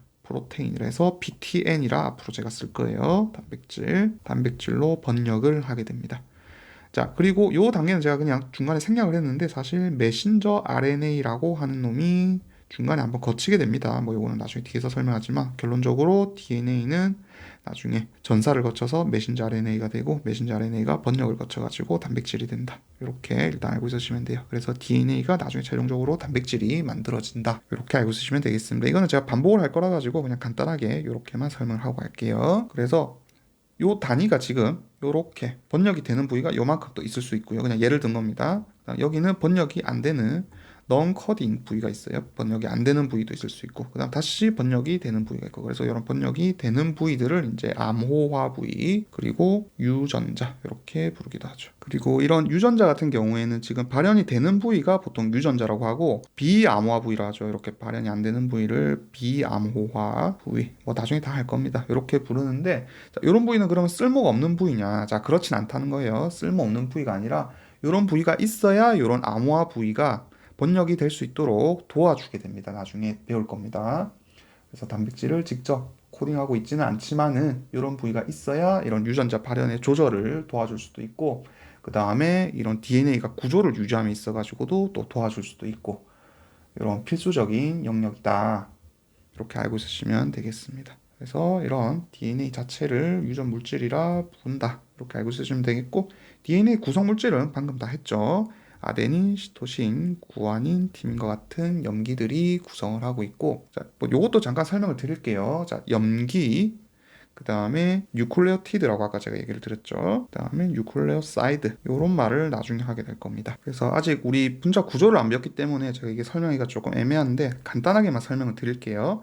자, 그래서 가장 작은 단위는 지금 요 염기입니다. 염기가 가장 작은 단위고, 얘들이 이제 조금 더 커지게 되면은 뉴클레오시드가 되고요. 자, 이거 제가 순서를 그냥 막 적다 보니까 이렇게 됐는데, 이게 제일 작은 단위, 최소 단위, 이게 두 번째 단위, 이게 세 번째 단위예요. 자, 이게 왜 그러냐면은, 자, 이 뉴클레오타이드 큰 거부터 설명할게요. 뉴클레오타이드는 인산기라는 부분하고요. 그 다음에 당이라는 부분하고요. 그 다음 염기라는 부분으로 구성이 되어 있습니다. 자, 그래서 요거는 분자식이 들어가기 때문에 좀 복잡해서 그리진 않을 거고요. 이렇게 일단 들어가 있다라는 것만 알고 있으시게 되고, 요거 세 개를 다 합쳐가지고 뉴클레오타이드를 한다, 뉴클레오티드를 한다, 이렇게 알고 있으시면 되겠습니다. 자, 그 다음에 여기서 인산기가 빠진 부분, 요만큼을 자, 뉴클레오시드 혹은 뉴클레오사이드를 한다. 요 개념만 잡고 갑시다. 그 다음에 요 아까 남아있는 요 부분을 염기를 한다. 그래서 요 부분은 구조가 똑같아요. 아까 ACGT 모두 아데닌, 시토신, 구아닌, 티민 모두 인산과 당 부분은 구조가 동일하지만 요 염기, 요 부분이 모양이 완전히 다르게 생겼습니다. 자, 그래서 DNA 구성 물질은 뉴클레오타이드라고 부르는 ACGT로 구성이 되어 있다. 이렇게 알고 있으시면 되겠습니다. 자, 그 다음 유전자에 발해봅시다. 진 익스프레션 돼 있는데, 이 유전자 속에 이제 정보에 따라 가지고 이 아까 세포 산물들인 단백질들을 생산을 할 수 있죠. 그런 과정 자체를 유전자의 발현이라 부릅니다. 자, 아까 여기서 이 DNA를 가지고 단백질을 만들어내는 이 과정을 유전자 발현이라 부른다. 알고 있으시면 되겠고요. 자, 그 다음 유전체 학이라고 나오네요. 자, 얘들은 DNA 염기 서열을 대량적으로 이제 분석하는 기술을 의미하는 거예요. 자, 그래서 먼저 유전체 게놈이라고 있습니다. 자, 게놈은 한 생물체가 있으면은 이걸 이제 유전을 통해 가지고 다음 세대로 물려주는 이 모든 유전 정보의 총합을 유전체라고 그래요. 모든 유전 정보의 총합을 유전체라 그러고, 자, 인간 같은 경우에는 자, 유사한 염색체들을 각각 한 쌍을 가지고 있습니다. 그래가지고 이 한 쌍 안에서 이제 한 벌이라겠죠. 그 각각을 나누면은 이 한 벌 안에는 한 30억 개의 요 아까 길이를 말씀드렸는데, 이게 총 합쳐가지고 30억 개의 염기쌍을 가지고 사람 기준으로, 뭐 숫자는 안 내도 됩니다. 그냥 엄청 많다, 그냥 이 정도 느낌만 잡고 가세요. 그래서 요런 애들이 쉽게 말해서 요런 애들이 막 뭉쳐가지고 요렇게 생겼어요. 요렇게 막 뭉쳐가지고 애들이 뭉쳐있는 애들이 이렇게 막 있는 겁니다. 이런 애들이 똑같은 애들이 더 있는 거죠. 그래서 한 쌍이 되는 거고요. 요 한 벌 안에는 30억 개 정도 있다. 요 30억 개가 염기 쌍의 개수예요. 요 쌍이 한 쌍, 두 쌍, 세 쌍 이렇게 해가지고 총 30억 개 쌍이 쪽에 가지고 있다. 이렇게 알고 있으시면 되겠습니다. 자, 그 다음 유전체학 봅시다. 유전체학은 하나는 아니면 그 이상의 종이 가지고 있는 유전자 전체를 연구하는 학문을 유전체학이다. 이렇게 부르고요. 그냥 문장 그대로 외우시면 돼요. 자, 그 다음에 단백질체학 이렇게 돼 있는데, 아까 단백질 DNA에서 나중에 이제 전서와 번역을 거쳐서 만들어지는 게 단백질이다 했는데, 이런 단백질들의 전체, 그 다음에 그 특성을 연구하는 게 단백질체학, 프로테오믹스 이렇게 부르는 거고요. 자, 그 다음에 프로테옴이라고 부르는 단백질체라는 게 있습니다. 자, 이거는 뭐 별거 아니죠. 그래서 어떤 하나나 그룹의 이제 세포에서 발견되는 혹은 발현되는 단백질 세트 전체를 그냥 단백질체다 이렇게 부르게 됩니다.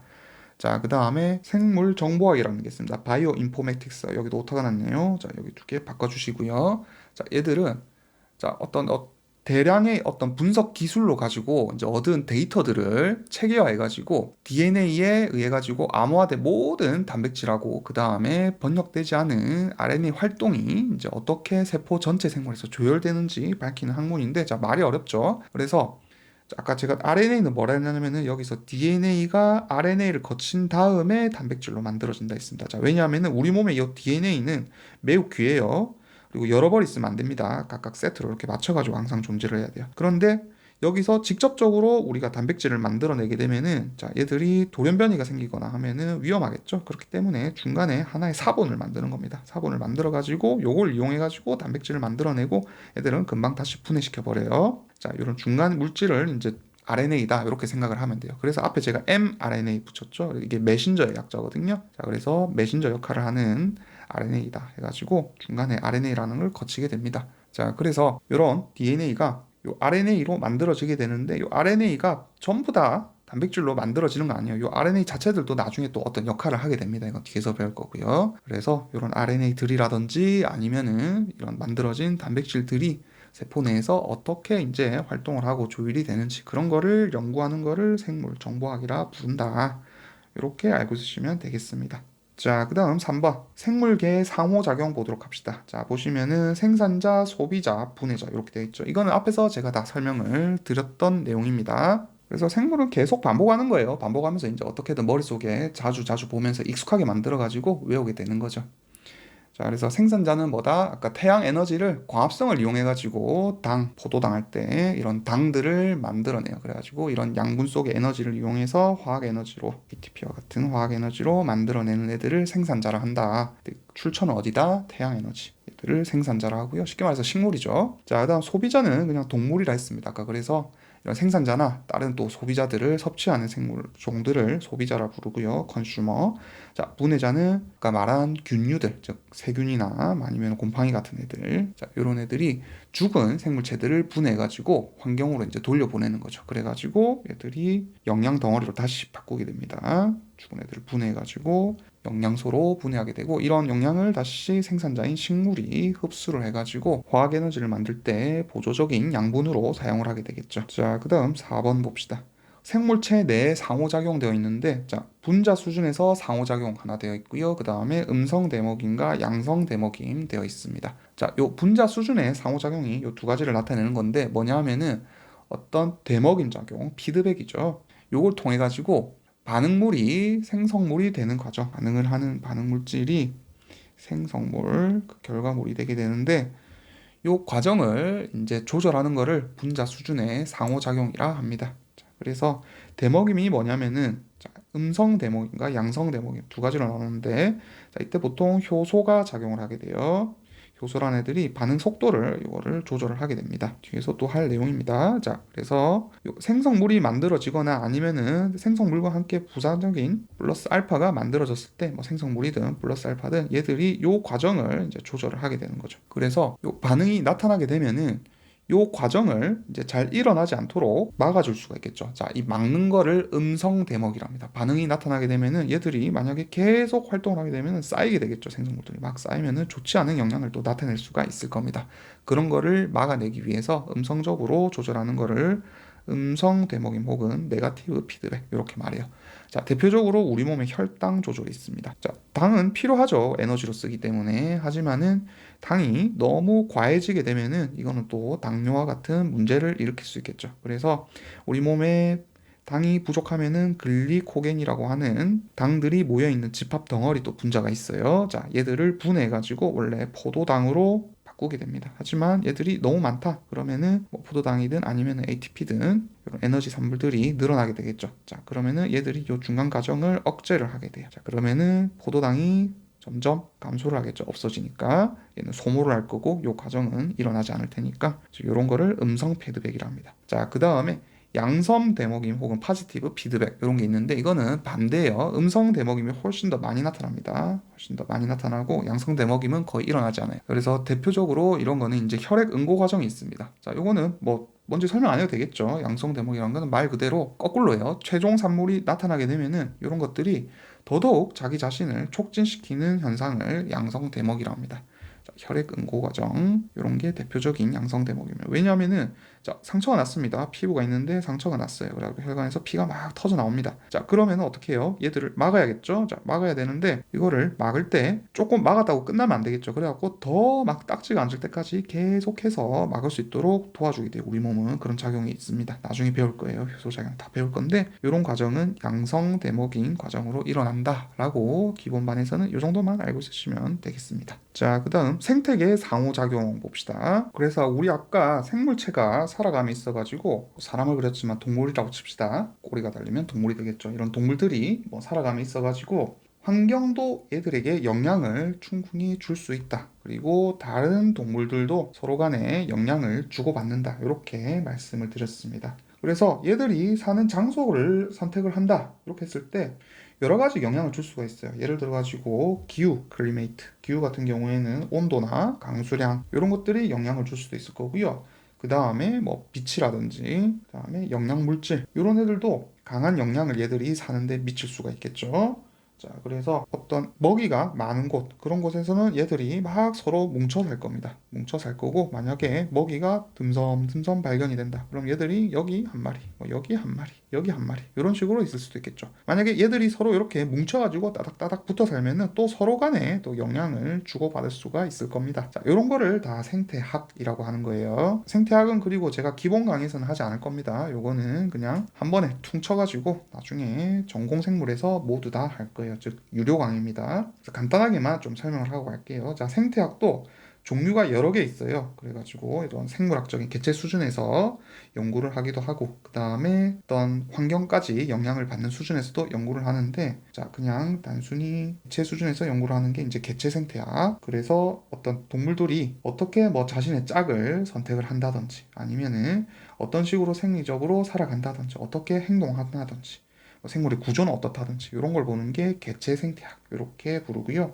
영어로는 오르가니저널 에콜로지 이렇게 부릅니다. 자, 요거는 알려드린 이유가 기출이 영어로 돼서 그래요. 요거를 개체 생태라고 합니다. 뭐 쉽죠? 어렵지 않죠? 말 그대로예요. 자, 그 다음에 이 개체 다음에 이제 개체군 아까 우리 배웠죠? 개체군도 보는 생태학이 있습니다. 자, 개체군은 영어로 population이라고 하고요. population ecology라고 부릅니다. 그래서 같은 지리 내에서 같은 지역 내에서 서식하고 있는 한 종의 집단을 개체군이라고 해요. 그래가지고 얘들이 이제 시간의 경감에 따라 가지고 개체군이 어떻게 변화하는지 같은 종들이 막 많아지는지 늘어나는지 그리고 거기에 대한 원인 그리고 걔들이 왜 그렇게 늘어났는지에 대해서 조사를 하고 어떤 요인에 의해 가지고 얘들이 이렇게 변하는지 그런 것까지 연구하는 거를 개체군 생태학이라고 부릅니다.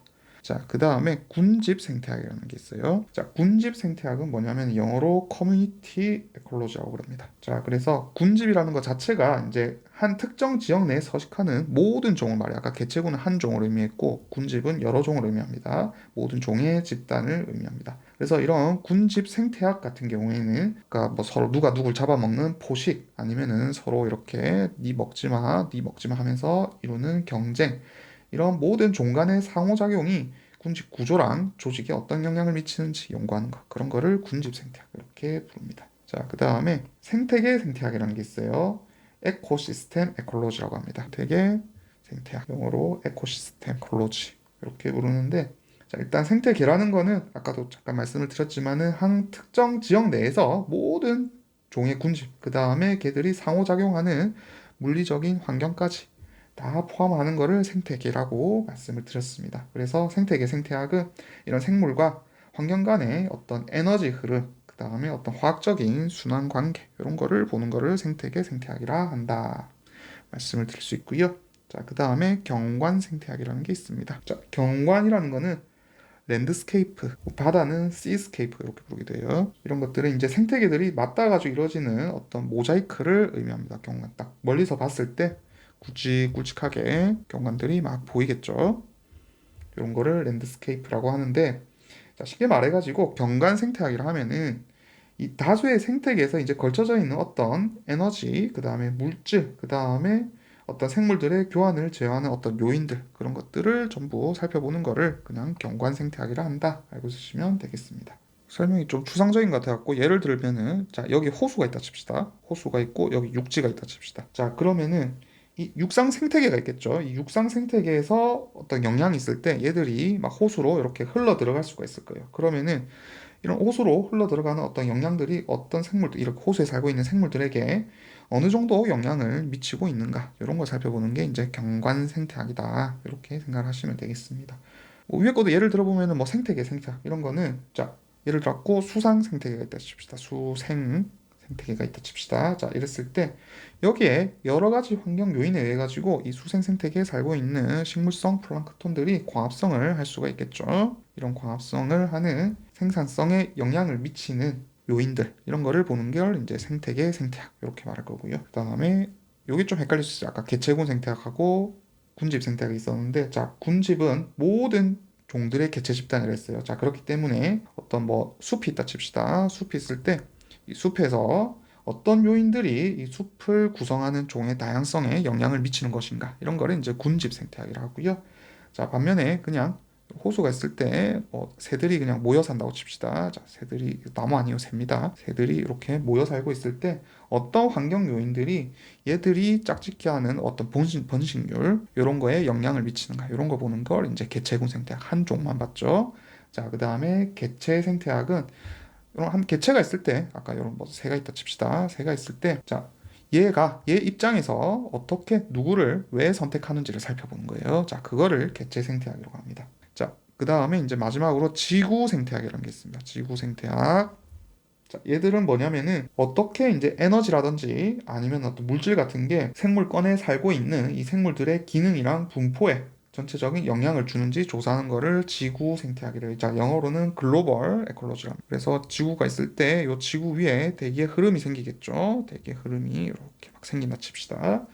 자, 그러면은 이런 공기 순환이 전 지구적으로 어떤 패턴을 통해 가지고 생물 분포에 영향을 주는지, 그러면은 지구가 만약에 이렇게 기울어져 있다 치면은 어디는 북극이 되겠고 여기는 남극이 되겠고, 왜 북극에는 이런 생태가 형성이 돼 있고 왜 남극에는 이런 생태가 형성이 돼 있고, 자, 이런 거를 보는 걸 지구 생태학이라 한다. 어렵지 않죠? 방금 제가 설명드린 내용을 대해 가지고 막 이렇게 글로 줄줄줄 설명을 한 다음에 다음은 무엇인가 해가지고 뭐 1번 지구 생태학, 2번 경관 생태학, 뭐 3번 생태계 생태학, 4번 군집 생태학, 5번 개체군 생태학, 이런 식으로 나올 수가 있습니다. 자, 그럼 이제 다시 적혀있는 과목 보도록 할게요. 생물체 간 상호작용 돼 있는데, 자, 이건 다 설명을 한 겁니다. 생태계 수준에서 이제 생물체는 다른 생물체랑 상호작용을 서로 하게 되겠죠. 자, 그래가지고 서로 이득이 될 수도 있고 한쪽이 해를 입을 수도 있고 아니면 양쪽 다 뭐 해를 입을 수도 있겠죠. 이런 거를 생물체 간의 상호작용이다 부르고요. 자, 그다음 생물과 물리적 상호작용 되어 있는데, 자, 예를 들어 햇빛, 빛이 있으면은, 자, 얘들은 잎으로 들어가게 되죠. 이파리로 아까 들어간다고 말씀을 드렸습니다. 자, 이파리로 들어가게 되면은 이 안에서 이파리는 이제 빛 에너지를 이용해 가지고 공기 중에 이산화탄소를 받아 가지고 요 에너지를 얘들을 당으로 만들어 내는데 사용을 하게 됩니다. 얘들을 붙여야겠죠. CO2와 CO2를 막 붙여야 됩니다. 6개를 붙이게 되는데 얘들로 포도당을 만들어냅니다. 그리고 부산물로 이제 산소를 방출을 획득하고 산소는 방출했죠. 그래서 얘들이 반응물, 생성물, 부산물 이렇게 되겠죠. 이거를 효소를 이용해 가지고 만들어낸다, 이런 얘기가 되겠습니다. 자, 그리고 부산물로 산소를 만들어냈지만 이런 산소를 이용해 가지고 초식 동물들은 호흡을 하기도 하죠. 그 다음에 뭐 만들어낸 생성물, 포도당을 이파리를 뜯어먹죠. 그걸 이용해 가지고 영양분으로 사용하기도 하고, 자, 그 다음에 다시 이런 영양분들은 동물들이 이제 죽겠죠. 죽게 되면은 그게 다시 무기질로 토양으로 들어가게 되고 다시 식물의 뿌리를 통해 가지고 흡수돼 가지고 또 식물로 돌게 되고, 이렇게 전체적인 서클을 그리게 될 겁니다. 자, 3번 인간의 환경과 상호작용이 되어 있는데, 자, 보통 요거는 화석연료 얘기할 때 많이 나와요. 편입에는 잘 안 나오는데 피트에는 몇 번 나왔거든요. 자, 그래서 한 150년 정도 갑자기 화석연료 사용량이 늘었죠. 자, 그래가지고 이산화탄소 배출량도 증가를 했습니다. 원래 이산화탄소는 식물들이 이렇게 흡수를 해가지고 포도당으로 고정을 해요. 하지만은 이렇게 화석연료를 사용하게 되면은, 자, 열 발생을 하게 되죠. 자, 열이 발생을 하게 되고 대기 중에서 이런 이산화탄소 농도가 증가하게 되니까 얘들이 원래 지표에 이제 햇빛이 들어와 가지고 지표를 막 가열하게 되겠죠. 그러면은 이 햇빛이 지표를 가열해 가지고 다시 반사돼 가지고 돌아 나가야 돼요. 빠져나가야 되는데 이산화탄소가 이렇게 막고 있는 겁니다. 자, 그렇게 되면은 이런 복사 에너지들이 어떻게 되느냐? 우주로 방출되는 게 아니라 다시 지표로 돌아오게 되는 거죠. 그러면서 지구 열기가 이제 뜨거워지는 거죠. 온도가 올라가는 겁니다. 그래서 한 100년 동안 한 1도 정도 지구 평균 기온이 상승을 했다고 합니다. 그리고 뭐 그냥 캠벨에 나오는 말인데 한 21세기 말에는 한 3도 정도까지 더 올라갈 것 같다. 이렇게 예측을 한다 해요. 그래서 이런 기후 변화의 대표적인 원인은 이산화탄소다. 다른 물질이 아니라 이산화탄소다. 다른 복이 막 나올 수 있습니다. 뭐 황산 이런 거 넣어가지고 메탄 이런 거 넣을 수 있겠죠. 그래서 한번 이산화탄소 이런 거 넣었을 때 요거를 이렇게 이제 골라주시면 됩니다. 이런 게 편입 문제 유형이에요. 자, 그다음 진화 봅시다. 진화는 제가 앞에서 설명을 사실 다 했어요. 그래가지고 뭐 다양성에 체계화되어 있는데, 자, 우리 아까 한 180만 종 정도 된다 했죠. 자, 그래서 여기에 전부 속명과 종소명으로 학명을 붙여줬습니다. 학명을 붙여가지고 다양성을 체결해가지고 분류를 하게 되죠. 자, 그래서 생물의 세 가지 영역 도메인, 요것도 아까 다 했어요. 그래서 처음에 세균, 고세균, 진핵생물, 이렇게 박테리아, 알케아, 유케리아 이렇게 나눌 수 있다. 설명을 다 드렸고요. 다시 진핵생물 안에는 아까 식물계, 균계, 동물계, 원생생물까지 이렇게 나눌 수 있다. 설명을 드렸습니다.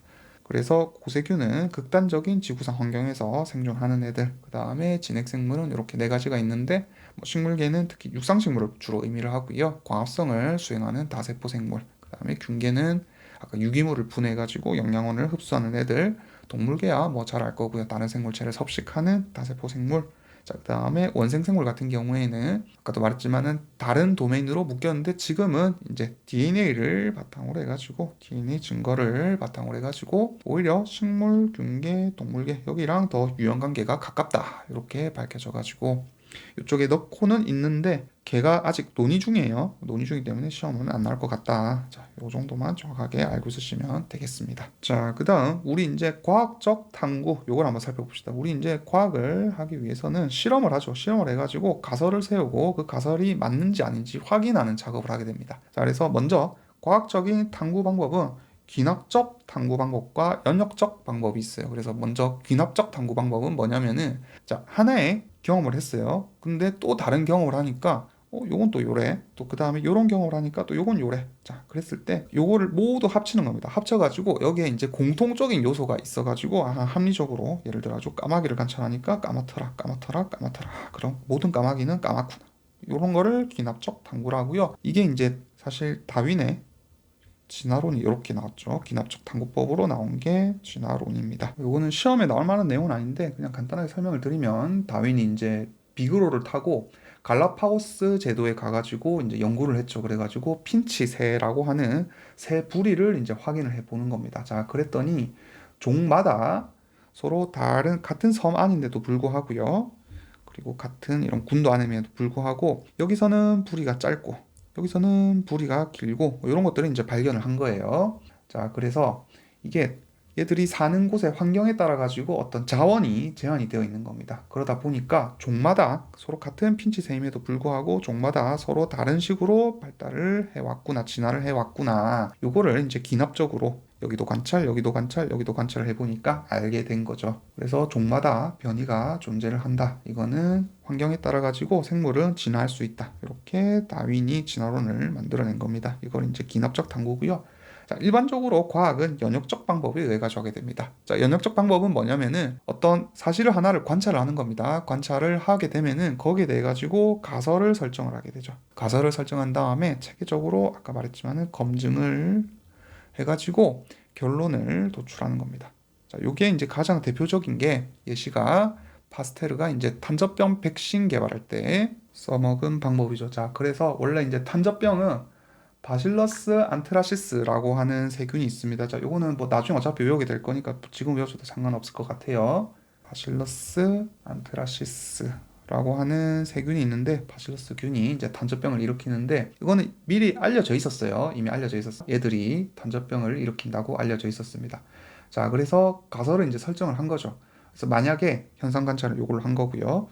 만약에 이 병을 일으키는 균의 독성을 이제 약하게 만든 다음에 동물에게 주입을 하게 되면은 이 동물은 병에 안 걸리고 나중에 더 강한 요 바실러스 균에 감염이 되어도 살아남을 것이다 라고 가설을 세운 겁니다. 자, 그래서 얘들을 이제 열 처리, 그다음에 강력하게 산소를 처리해가지고, 산소도 독이 될 수 있습니다. 어쨌든 산소 노출을 하게 되면은 나중에 이제 ROS라고 배울 건데 단어만 그냥 잠깐 보고 가세요. 어쨌든 이런 걸 통해 가지고 약화시켜요. 세균들이 양에 주사를 했을 때 얘들이 그냥 독을 잘 만들어내지 못하도록 약화시켰습니다. 그 뒤에 양에게 접종을 한 거죠. 자, 그랬더니 어떻게 되느냐? 자, 나중에 다시 한 번 더 이 양들에게 더 강력한 바실러스균을 투입을 합니다. 자, 그랬더니 어떻게 되느냐? 얘들이 이제 살아남은 거죠. 자, 이때 요 실험 과정 하나만 하면 안 돼요. 자, 무조건 있어야 되는 게 대조군이라는 게 있어야 됩니다. 자, 요런 거를 실험군이라 하고요. 자, 대조군은 뭐냐? 지금 얘들이 균을 주사했는데 생존을 했죠. 그럼 얘들이 약해서 그냥 얘들이 살아남은 건지, 아니면은 요 약한 균을 먼저 처리를 했기 때문에 살아남은 건지 증거가 필요하다 이거예요. 자, 그래서 어떻게 하느냐? 여기서는 그냥 얘들을 처리하지 않은 그냥 일반 양들, 여기에 균을 주사를 합니다. 자, 그랬더니 얘들은 죽어버렸다. 자, 그래서 이걸 통해 가지고 탄저균 백신, 이런 식으로 약화시킨 탄저균을 주사를 하면은 백신을 만들어낼 수 있구나 해가지고 연역적 방법으로 탄저균 백신을 개발을 할 수가 있었다 이 말이죠. 자, 그래서 밑에 있는 게 같은 말이에요. 과학의 탐구 과정 이렇게 나와 있는데, 자, 먼저 문제 인식입니다. 그래서 어떤 자연 현상을 관찰해가지고 문제점을 발견하고 이제 왜 항상 의문을 품는 게 문제인식 과정이죠. 자, 그래서 가설을 이제 설정을 하는 겁니다. 예를 들어가지고 어떤 양들은 이렇게 보니까 전에 한번 걸렸던 양들이 생존을 하는 거를 관찰하는 거예요. 그래서 왜 전에 세균에 감염된 양들이 생존을 하지? 라고 문제 인식을 하게 되고, 가설 설정. 아, 그러면은 약한 놈들이 먼저 감염이 되면은 여기에 대해서 뭔가 면역력이 생겨가지고 얘들이 생존을 할 것이다 라고 가설을 설정하는 거죠. 그래서 문제에 대해서 이제 잠정적으로 어떤 해답을 미리 내는 겁니다. 방금처럼. 자, 그 다음에 탐구 설계가 돼 있는데, 자, 이거는 이런 가설이 타당한지 검증을 하려고 어떤 대조 실험들을 이렇게 실험을 하면 되겠구나, 열처리를 해가지고 세균을 약화시키면 되겠구나 하고 설계하는 과정을 탐구 설계라고 하고요. 자, 이거를 이제 실제 실행을 하는 걸 이제 탐구 수행이라 좀 어렵지 않죠. 가지고 이런 설계에 따라 가지고 실험을 수행하고 검증한 자료를 얻어내는 과정을 탐구 수행이라 합니다. 자, 그럼 이렇게 자료가 나왔을 때 이걸 이제 해석을 하는 거죠. 그래서 탐구 결과 얘들은 생존율이 얼마고 얘들은 사망률이 얼마다. 자, 이런 것들을 표나 그래프 등을 정리를 해가지고 상관관계나 경향성, 규칙성 등을 찾아내는 것을 자료 해석 단계에서 하는 거고요. 자, 그리고 이걸 통해 가지고 이제 결론을 도출해낼 수가 있겠죠. 이런 자료를 해석해가지고 객관적이고 또 타당한 결론을 만들어내야 됩니다. 자, 만약에 이런 결론이 이렇게 안 된 거예요. 얘도 그냥 죽어버린 거예요. 만약에. 자, 그러면은 이 가설은 부정돼가지고 또 다른 뭐 가설을 만들어내야겠죠. 혹은 실험 단계에서 문제가 있었다면은 그 문제점을 다시 피드백할 수도 있을 겁니다. 예를 들어 뭐 열처리나 아니면 산소 처리로는 독성을 완전히 없앨 수 없다. 다른 방법으로 독성을 약화시켜야 한다. 라든지, 그럼 또 다른 방법을 시도한 다음에 똑같이 실험을 또 해보면 되겠죠. 그래서 이 단계에서 이제 가설을 수정을 하는 겁니다.